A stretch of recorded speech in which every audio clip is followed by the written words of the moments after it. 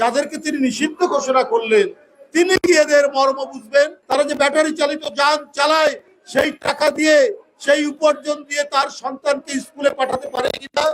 আজও এদেশের মানুষ নিপীড়িত, আজও এদেশের মানুষ নির্যাতিত, আজও এদেশের মানুষ একবেলা খাবার জন্য তার প্রাণান্তকর পরিশ্রম করতে হয়। সুতরাং ওই ব্যাটারি চালিত রিক্সা চালক আর ওই রিক্সাওয়ালাদের করুণ কাহিনী কি করে জানবেন ওবায়দুল কাদের সাহেবরা?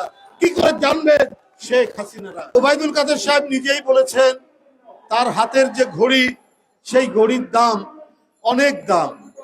অনেক মানুষ বলে 50 লাখ টাকা। তিনি যে সানগ্লাস পরেন সেটাও অনেক দাম, লক্ষ টাকা ছাড়িয়ে যাবে। যে দেশে আলুর দাম এই সিজনেও 55 টাকা, 50 টাকা, এটা কি ওবায়দুল কাদের সাহেব জানেন?